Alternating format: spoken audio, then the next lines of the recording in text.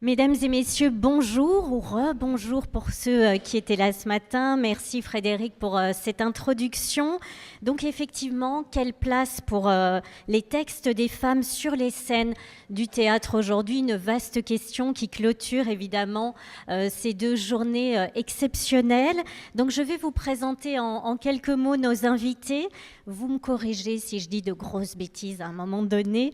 Aurore Evin, qui est donc à mes côtés, elle naît à Créteil, en banlieue parisienne. Après une formation de comédienne dans plusieurs conservatoires de Paris, elle intègre les études théâtrales de la Sorbonne Nouvelle, où elle se spécialise en histoire de l'Ancien Régime. Comédienne pour le répertoire classique ou contemporain, elle est également dramaturge, notamment pour Femmes d'attente, metteuse en scène, notamment pour Lieux perdus et Favoris, et elle intervient également dans un atelier théâtral qui s'appelle Le Temps des femmes, des ateliers de formation et de perfectionnement en art dramatique. Elle s'implique également dans la recherche, le théâtre des femmes de l'Ancien Régime, l'apparition d'actrices professionnelles en Europe ou l'histoire du féminin autrice. Elle se bat également pour les rapports hommes-femmes ou pour le matrimoine dont nous allons évidemment parler. Stanislas Nordet, qui incarne donc l'homme, on peut le dire, rien que ça aujourd'hui, voit le jour à Paris. Il effectue des études au Conservatoire national supérieur d'art dramatique. Il se lance dans la mise en scène avec La Dispute, des textes de Pasolini ou des opéras. Il rejoint sa mère, Véronique Nordet, dans la création d'une compagnie et l'envie de transmettre le goût du théâtre. Artiste associé au théâtre Nanterre des Amandiers, il co-dirige le théâtre Gérard Philipe avec Valérie Lang.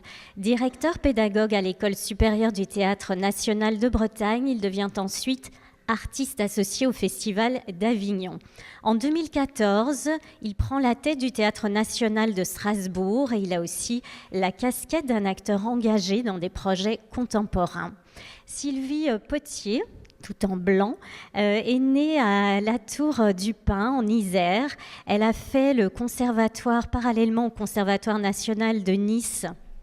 Je vais déplier la feuille, pardon. Des études de danse à Cannes, à l'école supérieure. Ensuite, elle part à Paris où elle étudie en académie. Elle joue pour la télévision, le cinéma et le théâtre. Co-dirige le Mascaron, qui est spécialisé dans les textes féminins. Fait de la mise en scène et ensuite prend la direction de la Puisaye, qu'elle incarne aujourd'hui. Comme ça, chacun incarne quelque chose. Où elle se consacre notamment à la peinture, à l'écriture, en posant toujours son regard de femme sur les femmes notamment blessées et opprimées. Elle a également lancé l'Atelier Bleu dont nous parlerons, qui est donc un lieu rural. C'était important de s'implanter pour imposer la discrimination positive des femmes à travers le théâtre, la danse ou des expositions. Reine Pratt, à mes côtés également, voit le jour à Marseille. Elle est agrégée de lettres. Elle a une formation de cadre en entreprise culturelle. Elle intègre en 1980 le ministère de la Culture et de la Communication.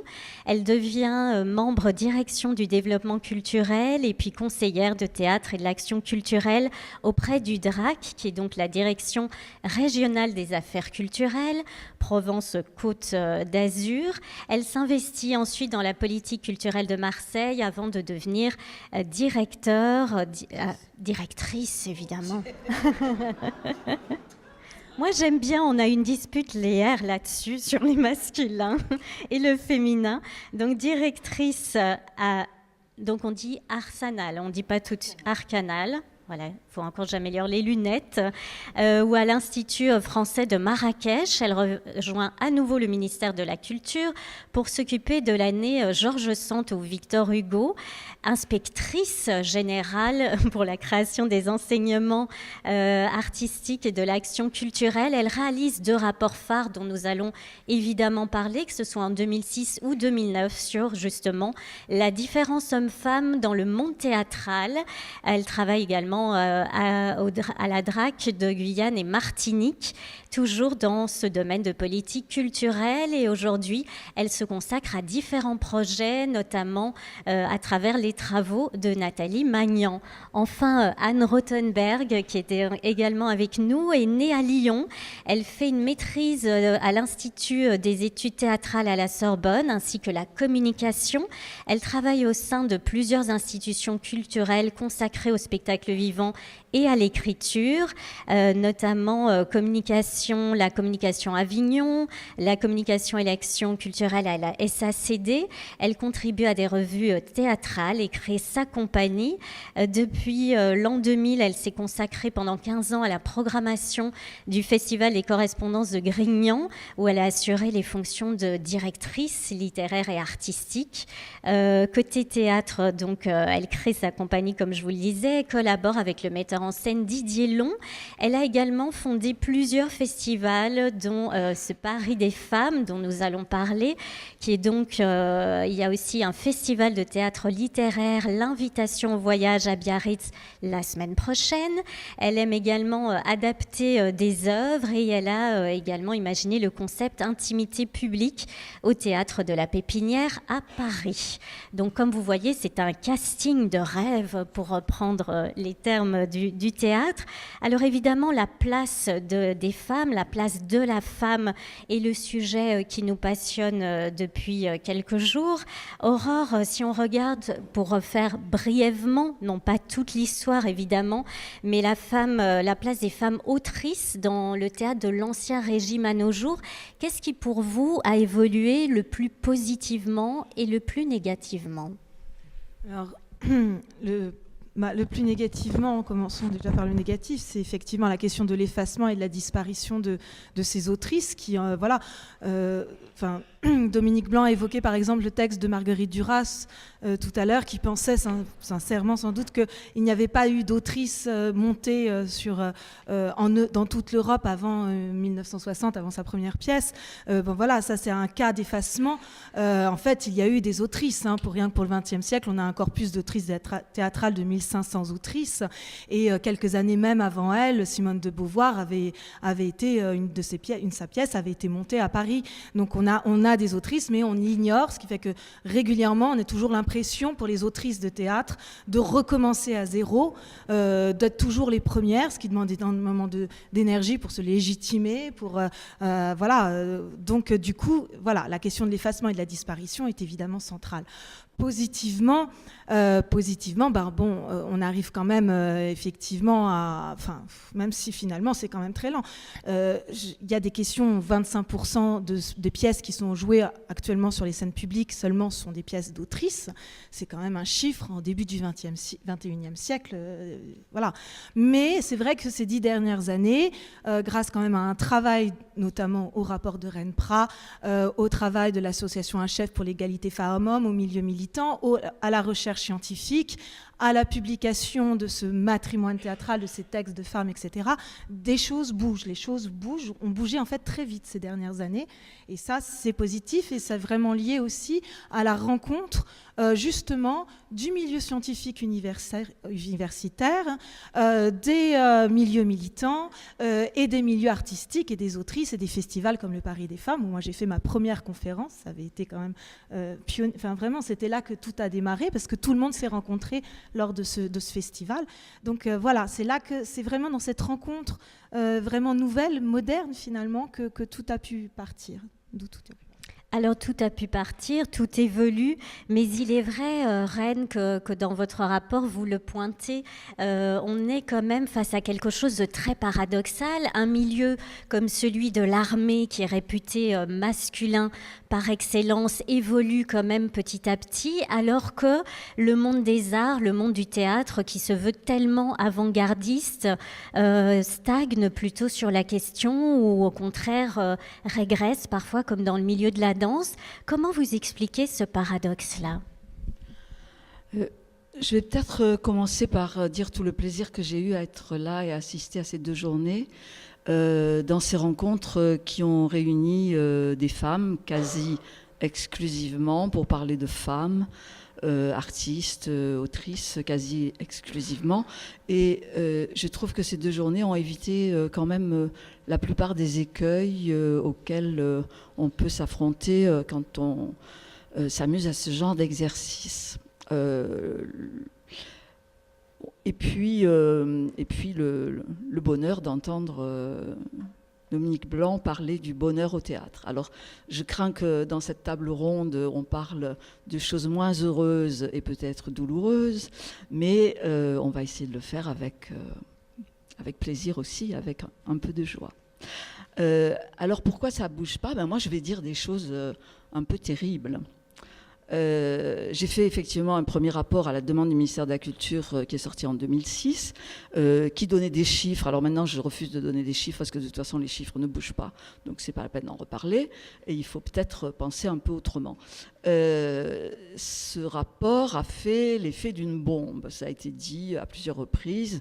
Tout le monde s'est étonné de l'énorme fossé. Enfin, les chiffres, c'était selon les situations et les fonctions entre 85 et 98% d'hommes. Et donc, vous imaginez, faites le calcul, ce qui restait pour les femmes. Donc, ça a tellement étonné que tout le monde s'est dit, bon, mais maintenant qu'on a pris conscience, demain matin, ça va changer.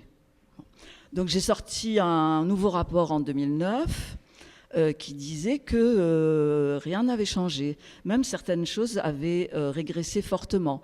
Par exemple, à la direction des centres chorégraphiques nationaux, lors de mon premier rapport, il y avait 41% de ces centres chorégraphiques qui étaient dirigés par des femmes, et 3 ans plus tard, il n'y avait plus que 8% de centres chorégraphiques dirigés par des femmes.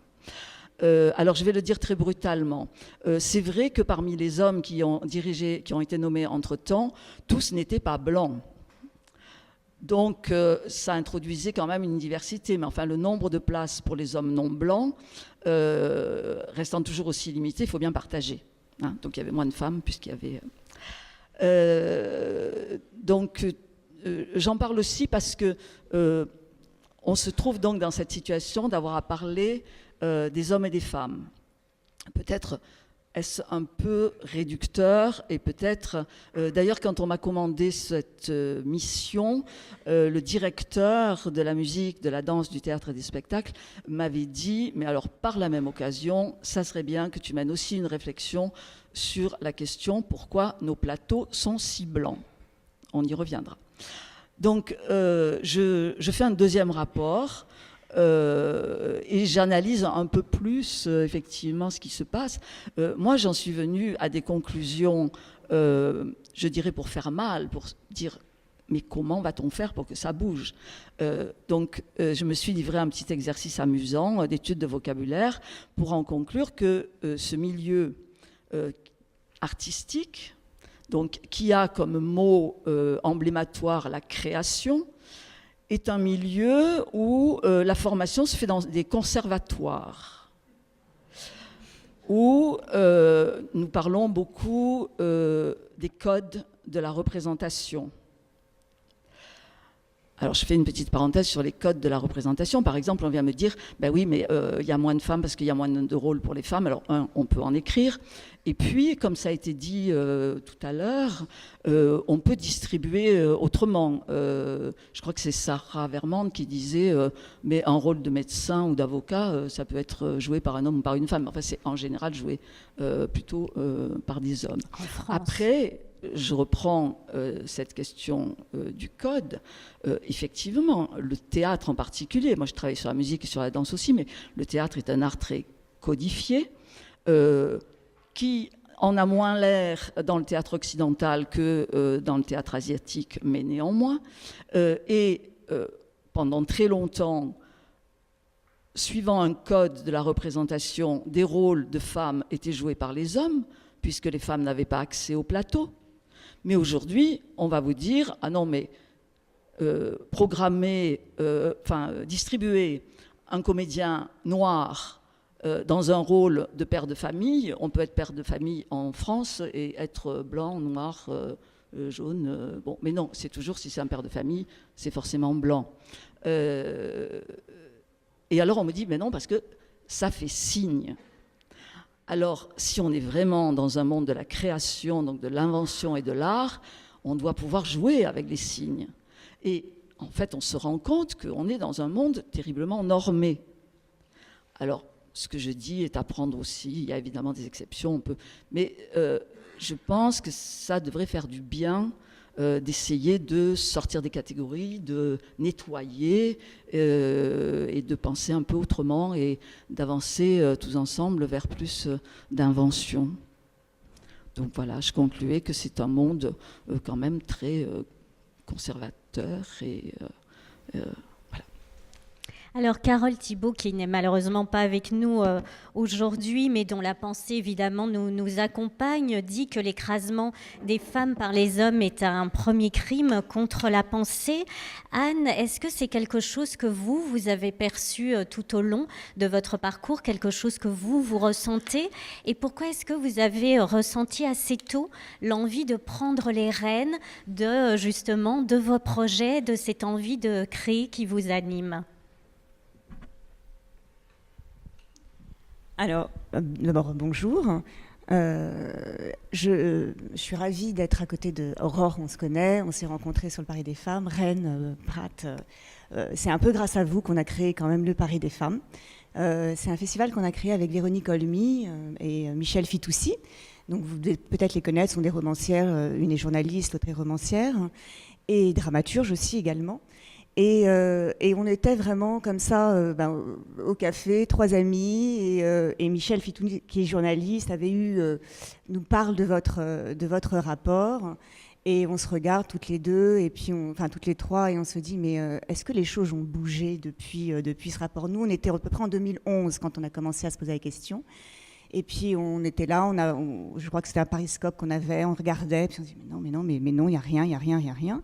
Et voilà, on s'est dit, mais on va faire quelque chose et on va créer ce Paris des femmes.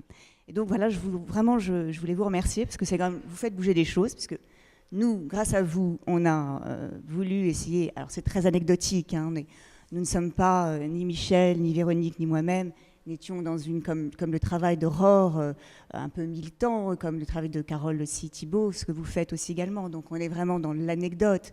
Mais grâce à vous, on a voulu faire un focus, et puis pensant que chacun prendrait une part de prise de conscience sur la place des femmes sur la scène. Voilà, donc je voulais... alors, je ne sais pas si je réponds tout à fait à votre question, mais je voulais surtout d'abord saluer Reine Prat. Après... je ne sais plus ce que vous me posiez comme question, pardon.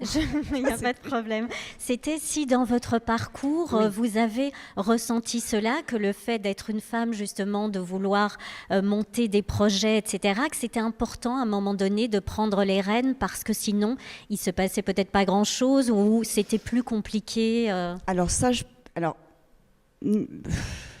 ne sais pas vous répondre là-dessus parce que j'ai toujours voulu prendre un peu les rênes des projets que je menais, non pas par opposition à des hommes ou à une certaine autorité, non, c'était le besoin que je ressentais de pouvoir les prendre moi-même à bras-le-corps et de les initier. Donc je ne me suis pas posé la question dans cette opposition-là, je ne l'ai pas rencontrée dans cette opposition-là, non.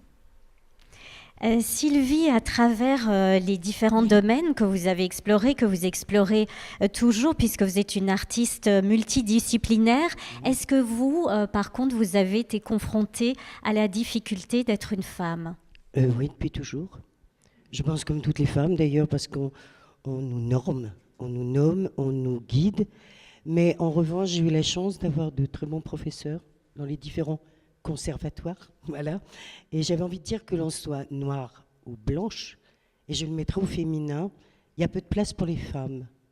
Et je pense que dans tous les pays où les droits des femmes reculent, eh bien les droits de tous reculent.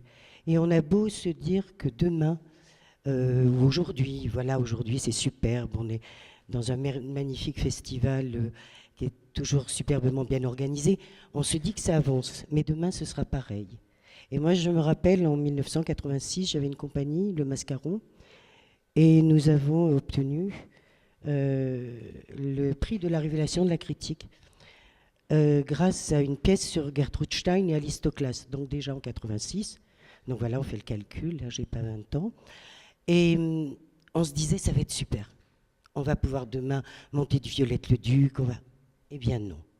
À chaque reprise de nouveaux textes, les mêmes difficultés et le fait qu'il y ait à l'époque très peu de femmes à la tête des CDN, très peu de femmes, très peu de scènes nationales, très peu de femmes.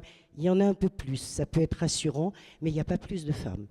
Et comme Carole Thibault n'est pas là, je dirais que comme elle l'a dit elle-même, en Avignon cette année, si l'on supprime la place que l'on donne toujours aux femmes, c'est-à-dire le spectacle pour enfants,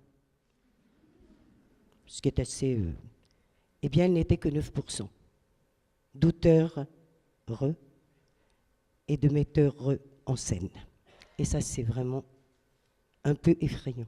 C'est pour ça que, à mon petit niveau, qui est anecdotique aussi, j'ai une scène, pas très loin d'ici, une grande scène avec une petite salle, mais où je privilégie les textes et les mises en scène de femmes.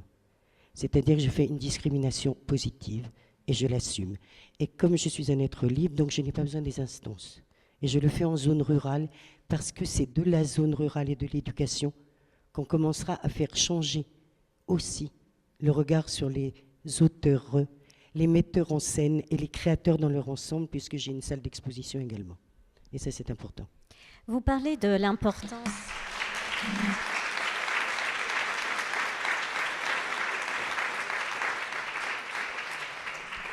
Vous parlez de l'importance de l'éducation et c'est vrai que pour ceux parmi vous qui étaient là l'an dernier où le FIEF était consacré aux femmes scientifiques, on disait beaucoup, il y avait ce témoignage de ces femmes-là qui revenaient souvent de dire mais à l'école on nous dit déjà on ne peut pas être une femme et une grande chimiste ou physicienne. C'est vrai que dès la petite enfance, on nous met dans la tête que les femmes ne peuvent peut-être pas être directrices de théâtre ou autre. Vous, Stanislas, ce qui est particulier dans votre éducation, c'est évidemment la figure de votre mère, Véronique Nordet. Et vous avez dit un jour dans un entretien, ma mère est une figure courageuse. Toutes les figures féminines de pièces que je monte sont des survivantes, des images rêvées ou décalquées de ma mère. Qu'est-ce qu'elle vous a transmis justement comme vision de la femme ou des femmes? C'est le quart d'heure freudien. Je sais pas, c'est comme toutes les figures marquantes d'une vie. La grand-mère aussi. Hein, je pourrais parler de la grand-mère. C'est ma grand-mère qui m'a appris à écrire et à lire, etc. Mais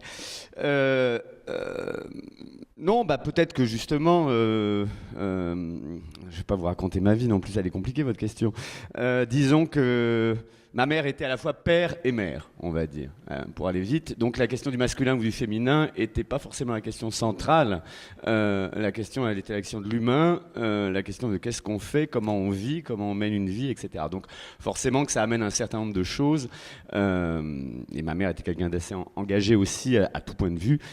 Donc évidemment, toute la question des minorités, quelles qu'elles soient, a toujours été au centre de mon enfance et une chose qui évidemment bougeait. Après, la question de l'éducation, je pense qu'elle est très très importante pour rebondir sur le débat.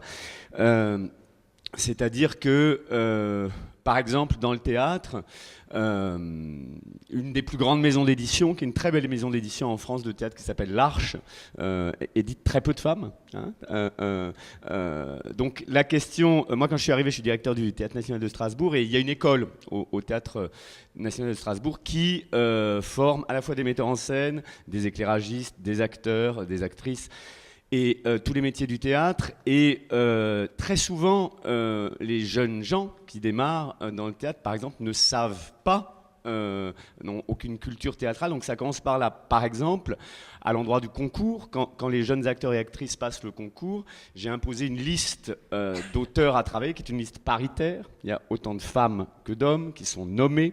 Donc qu'est-ce qui se passe? Ça veut dire que pour passer le concours, on doit lire tous les textes écrits par des femmes, tous les textes écrits par des hommes. Ensuite, quand ils entrent dans l'école, je leur donne une liste de 126 textes contemporains à lire. Pauline, qui est dans la salle, sait ça particulièrement puisqu'elle était à l'école du TNS. Et il y a une moitié de textes écrits par des auteurs femmes, des autrices, auteurs, pardon, mais je suis toujours un peu entre les deux parce que Claudine Gallet et Marianne Diaye, qui sont auteurs associés chez nous, il y en a une qui veut être appelée autrice et l'autre auteur, donc je reste entre les deux au milieu du gué. Et donc la question, elle est surtout de connaître. Moi je pense qu'il y a deux questions. Il y a connaître, savoir. Effectivement, il y a énormément de gens qui disent le répertoire classique, c'est compliqué puisqu'il n'y a pas d'auteurs classiques femmes dans le théâtre, ce qui est faux, mais juste la question c'est est-ce qu'elles sont éditées, diffusées, enseignées ou pas, et ça c'est notre responsabilité par exemple.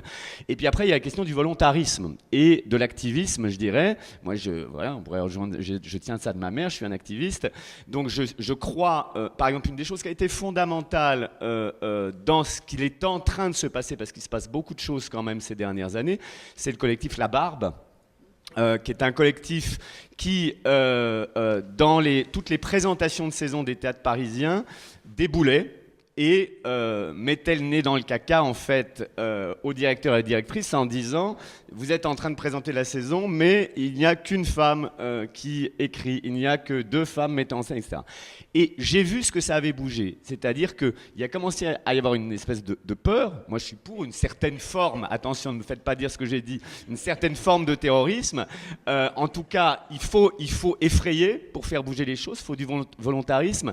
Et donc quand je suis arrivé au TNS, je me suis dit qu'il fallait... Alors je suis arrivé avec on a des artistes associés, donc j'ai tenu à ce qu'il y ait une parité exacte dans les artistes associés hommes-femmes. Quand on enseigne à l'école, parce que ça passe beaucoup par l'école, je tiens à ce qu'il y ait autant de femmes que d'hommes qui écrivent, qui soient travaillés à l'intérieur de l'école. Et on pourrait parler d'autres choses sur les programmations, c'est plus compliqué. Mais par exemple, j'ai beaucoup moins de projets. On reçoit des projets, hein, je suis directeur donc je dois choisir des projets. Mais si je comptabilise, j'ai beaucoup moins de projets qui sont articulés autour d'auteurs femmes que d'auteurs hommes, je dirais, au moment où on me présente les projets.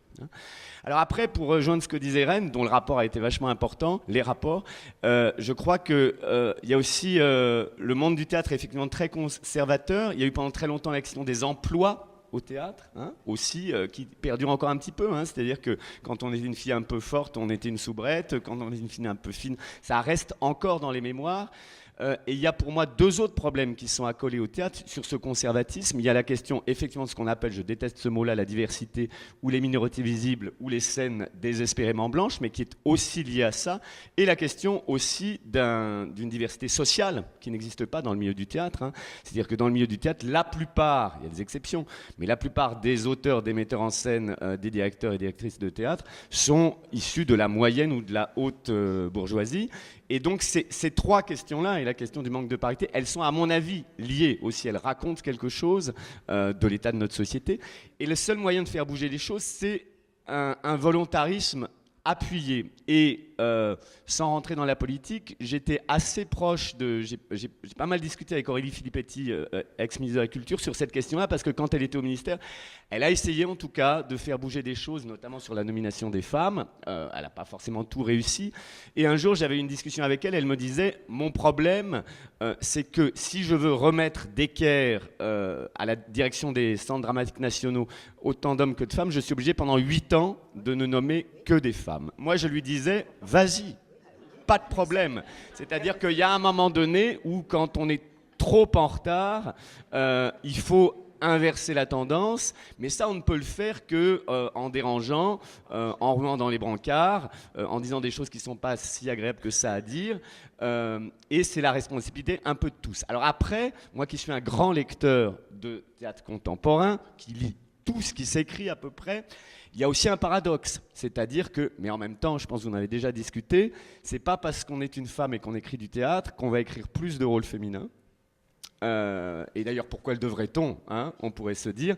Mais on va dire aussi que là, sur la question du répertoire, il n'y a pas d'automaticité, on va dire, d'un changement, parce que tout d'un coup, etc. et tout ça. Et on pourrait parler aussi de la place des femmes metteurs en scène qui directrices de théâtre qui ne programment pas forcément au finish plus de femmes que d'hommes. Voilà. En tout cas, moi, ce que je peux dire, c'est que ce qu'on fait au Théâtre National de Strasbourg, alors, on programme évidemment des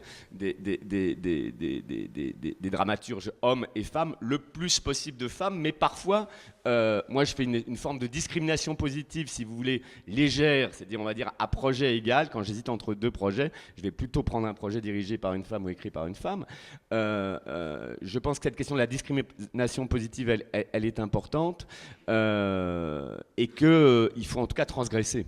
De toute façon transgresser et faire peur. Parce que ce que je racontais sur la barbe, ça a changé énormément de choses. Parce que après, les directeurs de théâtre, quand ils programmaient la saison suivante, ils avaient peur de l'intervention du collectif La Barbe. C'était extraordinaire. Et donc, ils se démerdaient. Alors, il y a un truc qui n'a pas complètement changé dans les mentalités. Hein, parce que moi, combien de fois ça m'arrive d'avoir, je citerai personne évidemment, quelqu'un qui m'appelle et qui me dit « Tu n'aurais pas un projet écrit par une femme, etc. parce qu'il me manque quelque chose dans ma programmation, etc. » Bon, comme ça. Et pour l'anecdote, là aussi, il faut bouger. Il y a 6 semaines, je crois, j'ai proposé à Olivier Pi et à Agnès Trolli, qui dirige le Festival d'Avignon, de monter. Je vais monter une pièce de Marianne Ndiaye l'année prochaine, sa nouvelle pièce. Donc je leur ai dit, écoutez, ça fait très très longtemps qu'il n'y a pas eu, je ne sais même pas s'il y en a eu, de pièces écrites par une femme dans la cour d'honneur du Palais des Papes. Donc je leur ai proposé Marianne Ndiaye. Ils n'ont pas accédé à ma requête.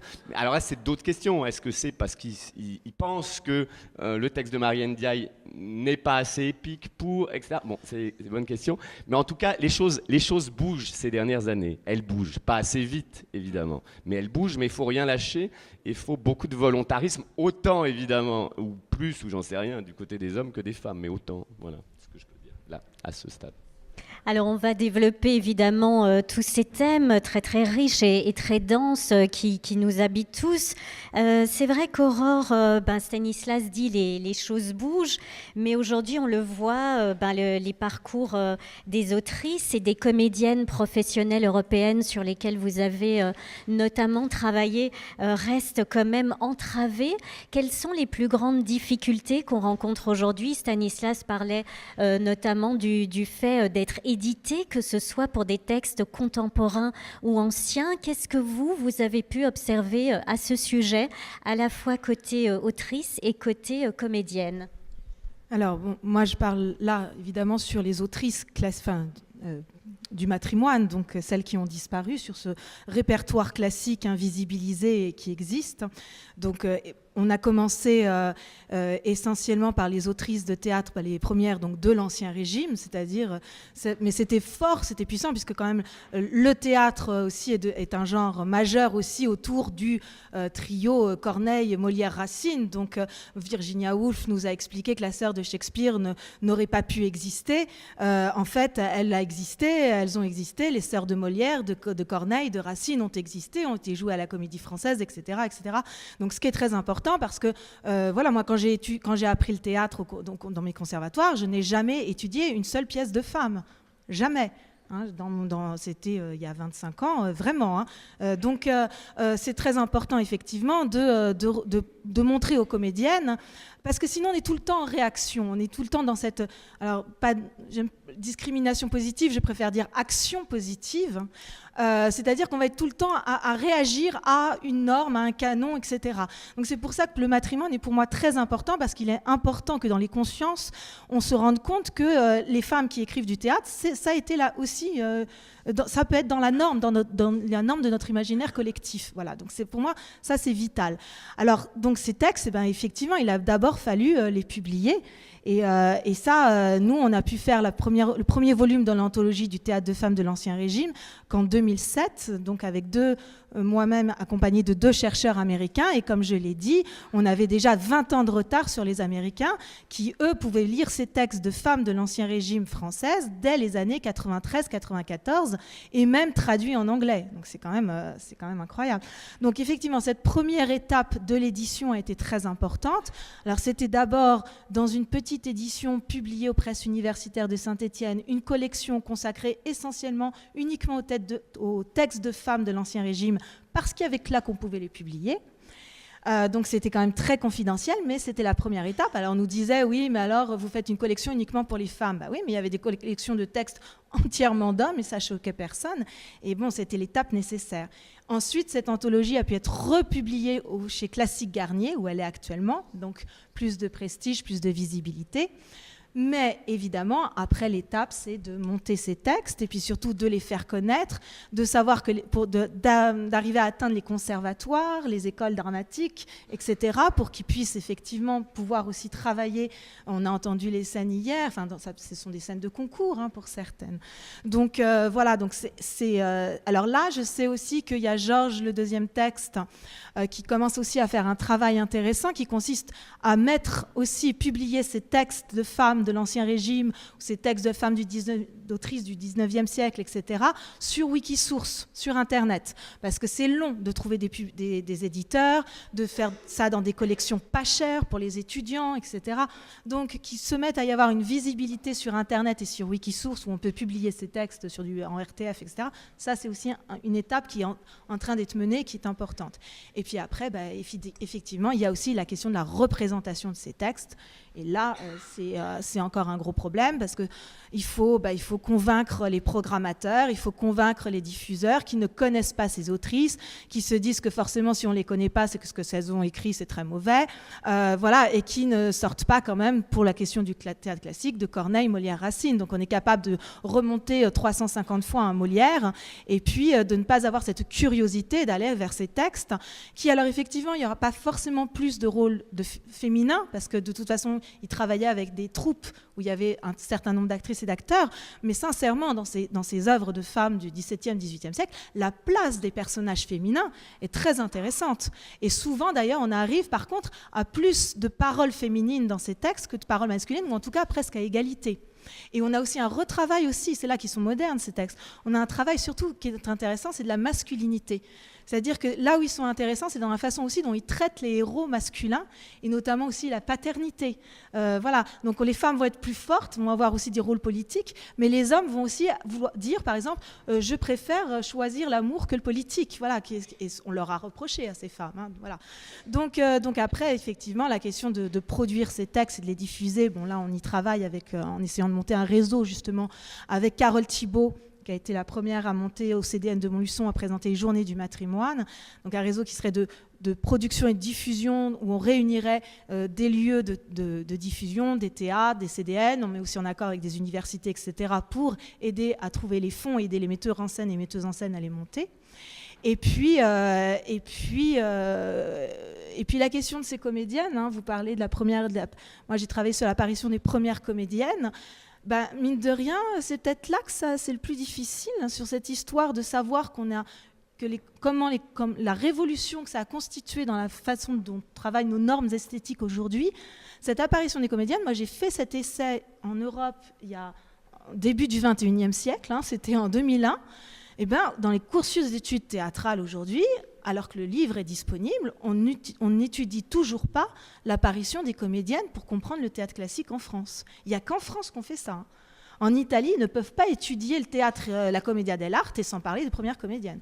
Donc là, il y a quand même un blocage, effectivement. Mais ça avance.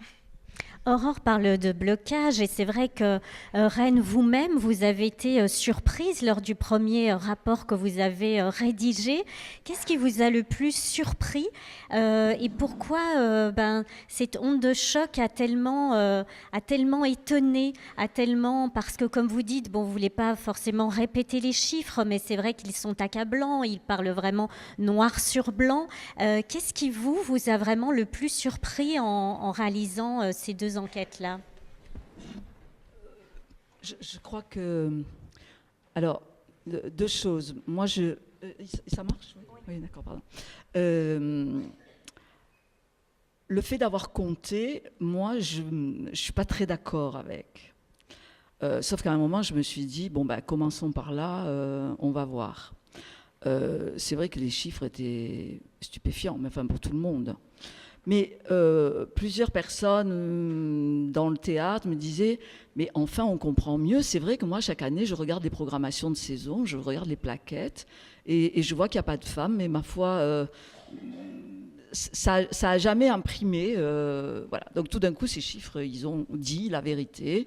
Et oui, c'est surprenant. Je veux dire, je les ai cités rapidement en entrée. Maintenant, le problème, c'est que faire ces statistiques et parler des hommes et des femmes, c'est ancrer l'idée, se mettre du côté des gens qui pensent que le monde est organisé en deux grandes catégories d'êtres humains, des hommes et des femmes. Et à partir du moment où on reconnaît qu'il y a deux grandes catégories, on est bien obligé de se rendre compte que ces deux grandes catégories, historiquement, depuis fort longtemps, elles sont hiérarchisées dans un sens et pas dans l'autre. Je crois qu'aujourd'hui, ce qu'il faut, c'est sortir de cette binarité. Et se dire que on n'en parle pas. Il y a aussi des gens qui se reconnaissent. Stanislas le disait un petit peu qu'il a été élevé par une mère qui était à la fois père et mère, et c'est quand même beaucoup plus libérateur que de s'autoriser à avoir en soi la part de féminin et la part de masculin qui existe dans tout être humain, et que les hommes aussi bien que les femmes sont éduqués pour renier l'une ou l'autre part. Et que c'est comme ça qu'on arrive à des caricatures que nous sommes tous les jours. Enfin, il faut aller voir comment, j'en parlais ce matin, on en parlait ce matin, comment, quand on va dans les magasins pour s'habiller, c'est quand on est une femme, et pour trouver des vêtements qui n'assignent pas à une certaine image de la féminité, c'est quand même un parcours de la combattante assez pénible. Parce que les t-shirts sont toujours plus décolletés, parce que non, des machins, on n'en trouve pas. Enfin bon, voilà. Donc tout est constitué sur cette binarité, sur cette imposition, assignation à des caricatures de féminité et de masculinité. Je vais vous raconter une petite anecdote très jolie. Quand je préparais mon premier rapport, j'étais en observation au ministère de la Culture et j'assiste comme ça à un jury interne au ministère pour préparer une présélection pour une direction. Donc en interne, le ministère se réunit, puis après va rencontrer les collectivités territoriales et mettre ensemble et on arrive à une liste de présélectionnés. Et ce jury interne au ministère de la Culture était présidé par la personne qui était chef du bureau en charge de cette question. Et on regarde la liste. Alors, un tel, on ne le connaît pas, donc on le met de côté. Une telle, on ne la connaît pas plus. Voilà. Un tel, lui, non, c'est pas possible, il est trop gentil. Et je pense que c'est parce que j'étais là et qu'on savait que je faisais ce travail, qu'une autre, là il y avait les deux dont je parle, c'était des femmes, donc dit... alors ça, depuis quand est-ce que le fait d'être gentil est un critère pour ne pas pouvoir diriger c'était une scène nationale d'ailleurs. Voilà.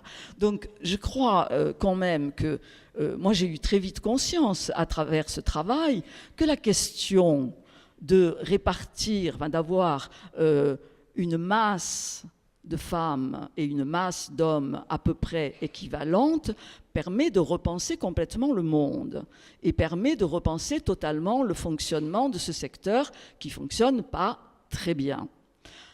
Pourquoi on ne demande à aucune femme de prendre en charge les capacités, la défense des femmes ou la programmation de femmes plus qu'à un homme? Tout le monde devrait être en charge de répondre à la nouvelle feuille de route du ministère de la Culture qui demande que les programmations soient paritaires, et on se donne un certain nombre d'années et on doit y arriver. Et la grande nouveauté de cette feuille de route, c'est qu'il y a des sanctions si ces objectifs ne sont pas respectés. C'est pas sûr que les sanctions soient appliquées, c'est pas sûr non plus que les ministres qui se succèdent aient le courage dont parlait Stanislas tout à l'heure. Donc je crois que c'est ça. Moi, si j'ai compté, c'est parce que c'était stratégique, c'était tactique. C'est comment faire. Bon, on va commencer comme ça. Ensuite, quand je dis qu'il faut arriver à la parité dans les directions, dans les programmations, c'est aussi tactique, c'est de me dire, quand ça ne sera plus une question, on va enfin pouvoir parler d'autre chose Je veux bien faire un clin d'œil à Carole Thibault, qui malheureusement n'est pas là. Nous étions ensemble à France Culture cet été pour une grande table. J'ai quand même, moi, le dernier mot que j'ai dit, c'est de dire que j'étais vraiment désolée que Carole Thibault soit invitée à France Culture pour parler de la question de la place des femmes dans le théâtre, que Carole Thibault a une œuvre et que ça serait bien qu'elle soit invitée à France Culture pour parler de son travail. Voilà.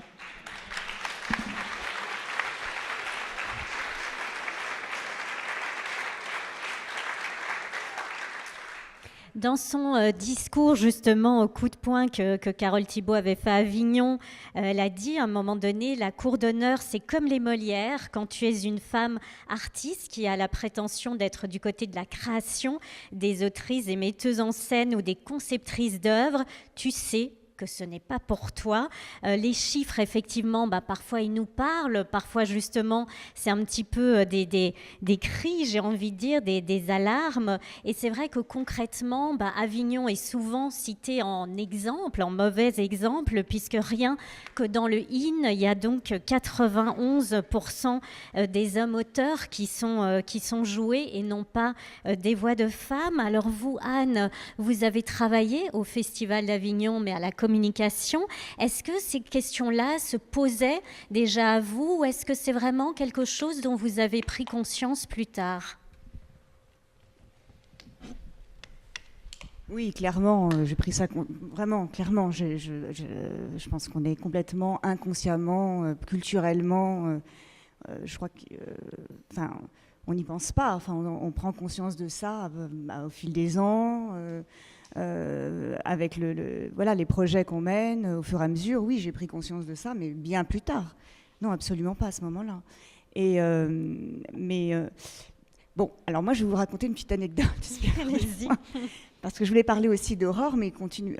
Quand Aurore, tu parles d'invisibilité, les choses reviennent toujours parce que nous, on a créé c'est une histoire. On a créé le Paris des femmes. Donc, il y a maintenant, ça va être la 8e année.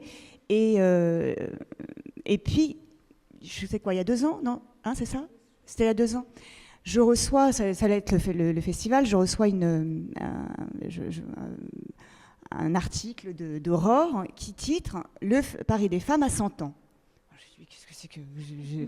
Là, je regarde, je sais quoi cet article, qu'est-ce que c'est que cet article, je lis, et je suis, mais sciée. Je pense que je vais te laisser raconter cette histoire, et je me dis, on n'invente rien, et à la fois, tu veux que je... Oui. Alors, Aurore titre « Le Festival des femmes à 100 ans ». Les directrices du Paris des femmes ne doivent pas le savoir, et pour cause, oui, effectivement, on ne le savait pas. Il y a 100 ans, donc c'était c'était quoi ? C'était en 1912, c'est ça ? Oui, c'est ça. En 1912, voilà, donc c'était plus... c'est ça. Et 3 femmes ont créé un festival d'auteurs, d'autrices, elles font passer des commandes à des femmes pour des petites pièces courtes, parce que nous, le Paris des femmes aussi, on passe commande auprès d'auteurs, mais d'autrices, Aurore, de pièces courtes de 30 minutes sur un thème, et puis des rencontres littéraires, et on publie à l'avant-scène ces pièces. Voilà. Puis ces pièces, parfois, elles deviennent des projets plus ambitieux, puisque celle de l'année dernière de Christine Angot est allée à la Colline. Voilà, il y a plusieurs pièces qui ont vu leur envol après, par la suite, et ça on est très heureuse de ça. Et Aurore, dans son article, donc, elle crée un festival, elles sont 3, des pièces courtes, un concours comme nous, puisqu'on a créé aussi des concours et des prix. Et puis, il y avait une édition, il me semble, je ne suis pas sûre, peut-être pas sûre, mais un thème. Et alors, la chose la plus incroyable, c'est que ce Paris des femmes a lieu au Théâtre des Mathurins à Paris.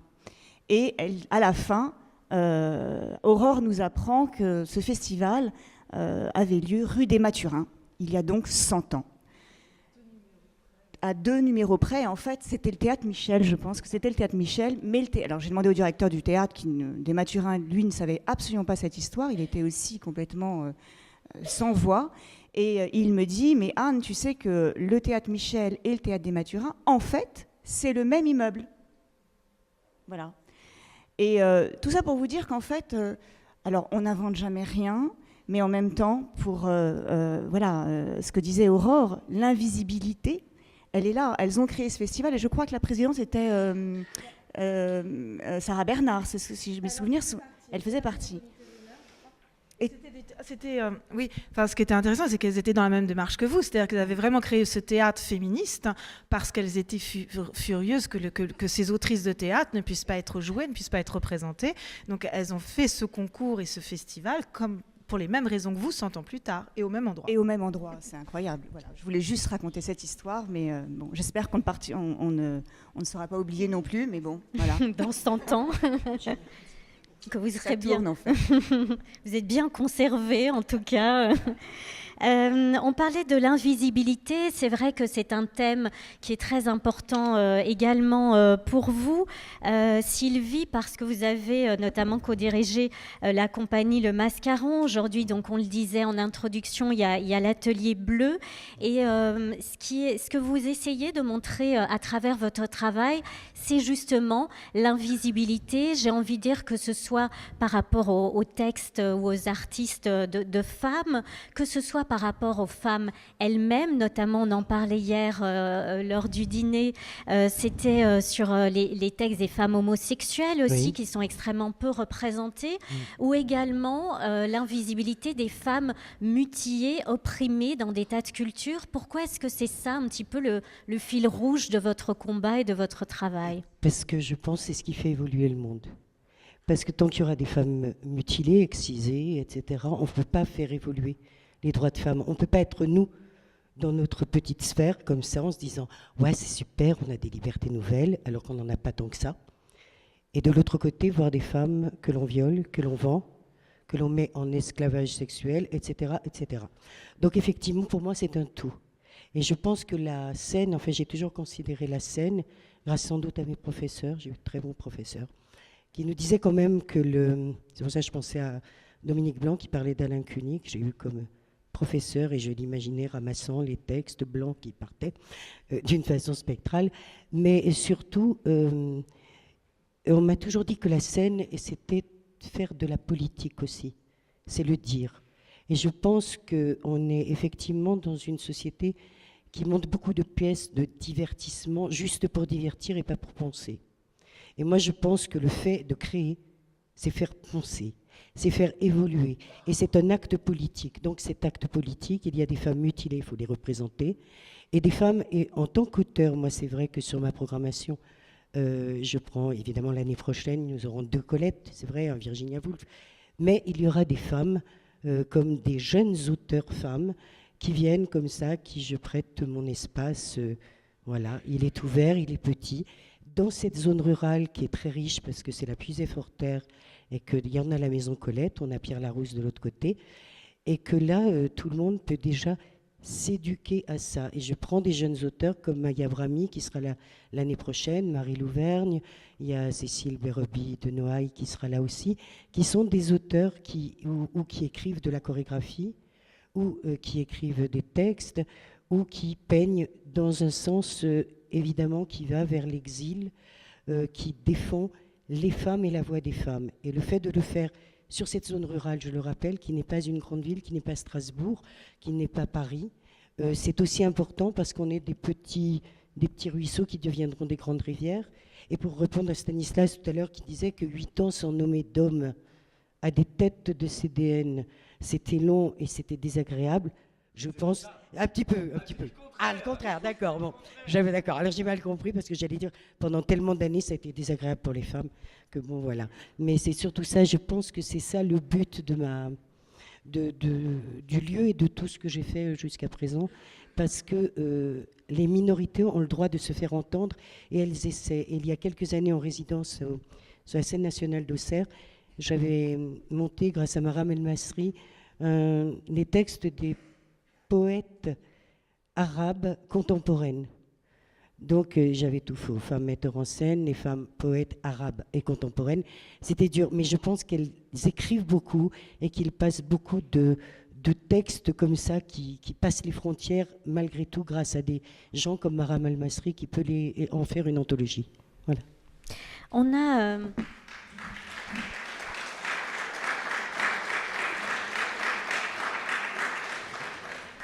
On a tendance, comme le disait Rennes, à cantonner le monde entre les hommes et les femmes. Et pour faire avancer les choses concrètement, Stanislas, pourquoi est-ce que c'est important de travailler véritablement main dans la main avec les femmes, avec les hommes, et leur ouvrir pour vous de plus en plus les portes du théâtre de demain ?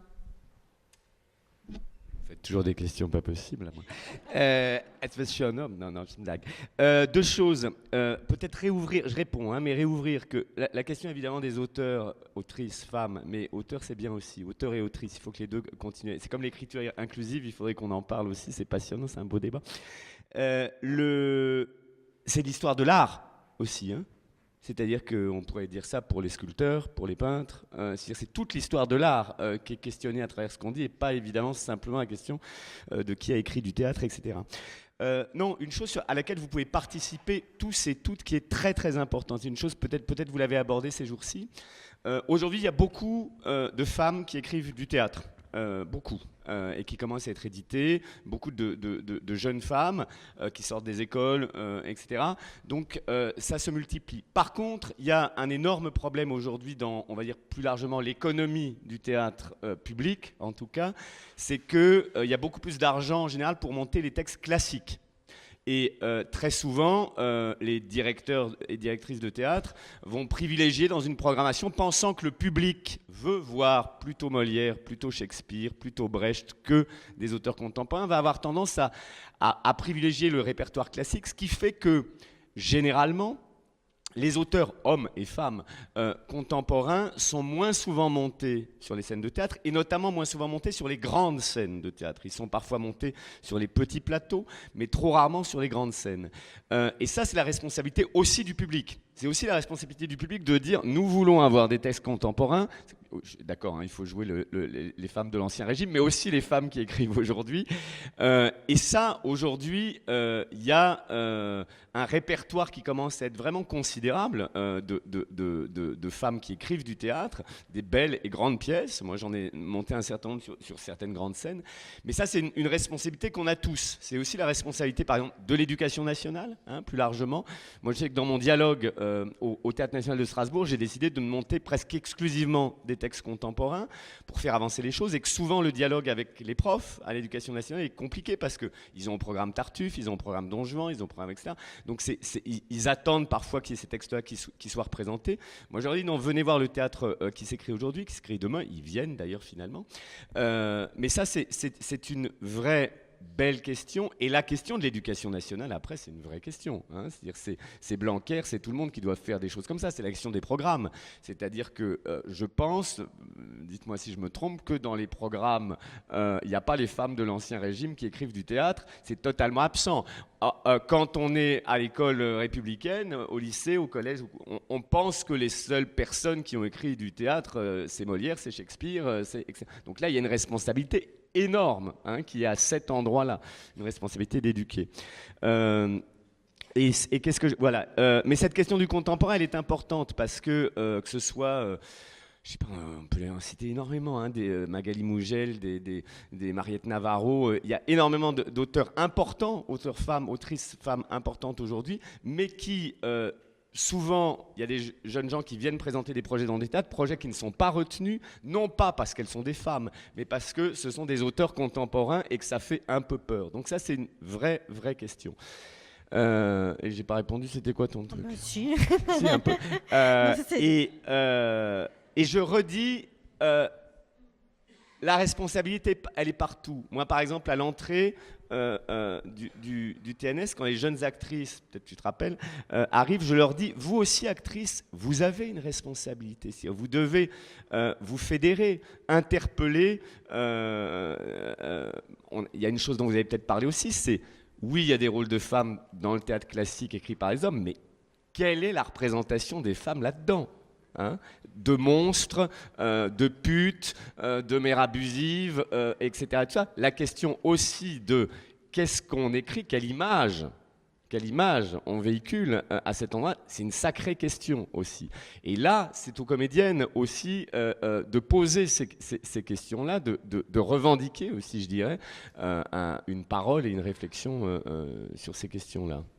C'est vrai que c'est quelque chose qu'on observe justement au sein de ce festival du Paris des femmes, où toutes ces questions, cette philosophie se rejoint, parce que justement, ce qui est très beau dans ce que vous essayez tous de faire, c'est justement de rendre les écrits des femmes d'aujourd'hui et d'hier tellement vivantes, justement d'essayer de nous transmettre cela à travers notamment les femmes écrivains, à travers justement qui écrivent des textes inédits, qui montrent aussi à quel point il y a une curiosité, une envie pour elles d'écrire et de faire découvrir.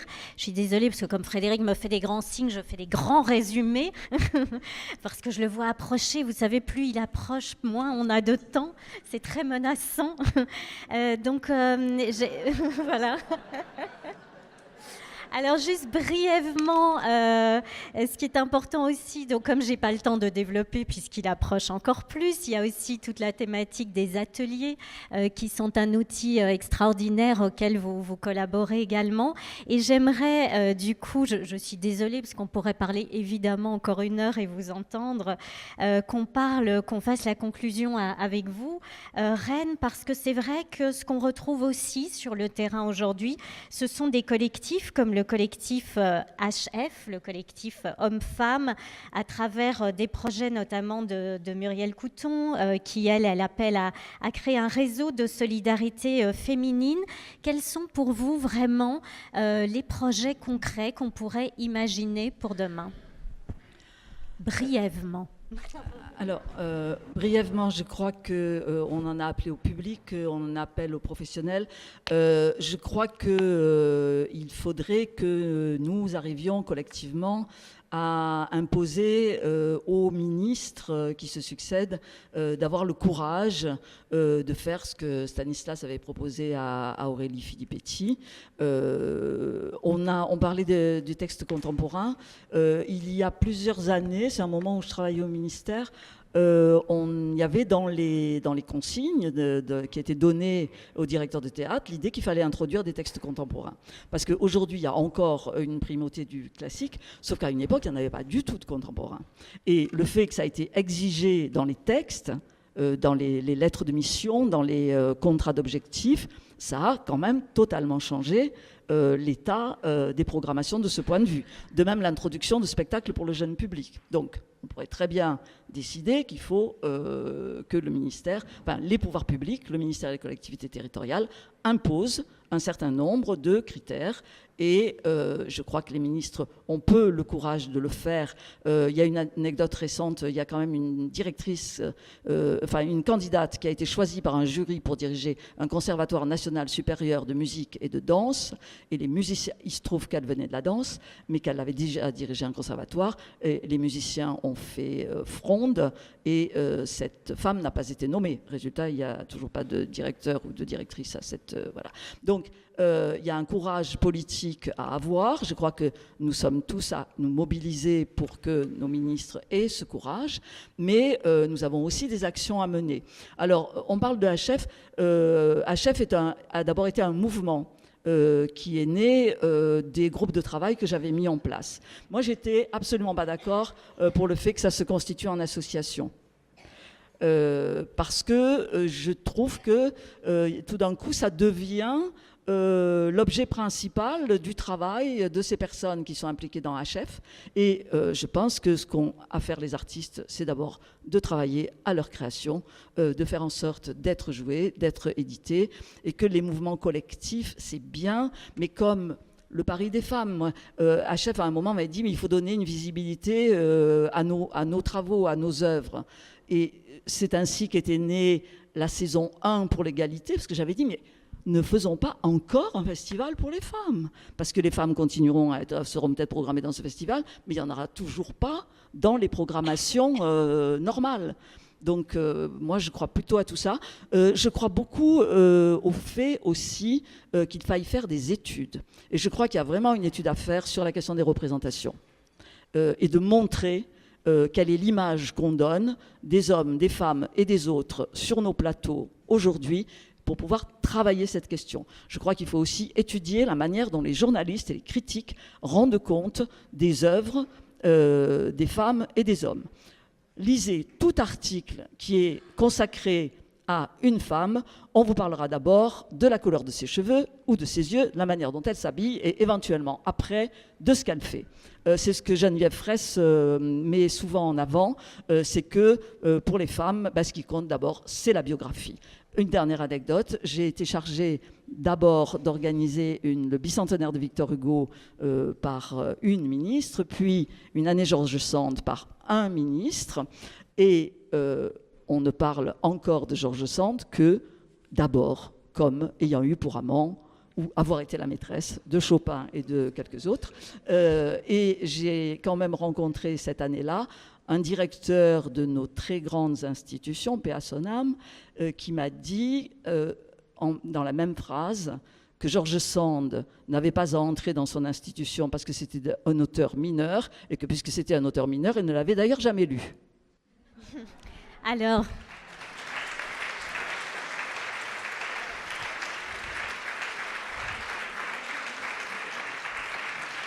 le mot-clé, vous l'aurez compris, c'est le mot courage. Et justement, j'en profite pour saluer Frédéric Maget parce que c'est toujours lui qui prend la parole. Mais je trouve que dans le genre courage, il est pas mal non plus avec ce festival qui est donc magnifique, qui est pourtant toujours sur un petit fil menacé, comme tous les projets extraordinaires qui mettent en avant les femmes. Et donc, j'aimerais vous remercier à tous, évidemment, sur cette scène, à vous pour votre attention, mais aussi à Frédéric pour son travail extraordinaire, à ses équipes et à tous les bénévoles. Merci.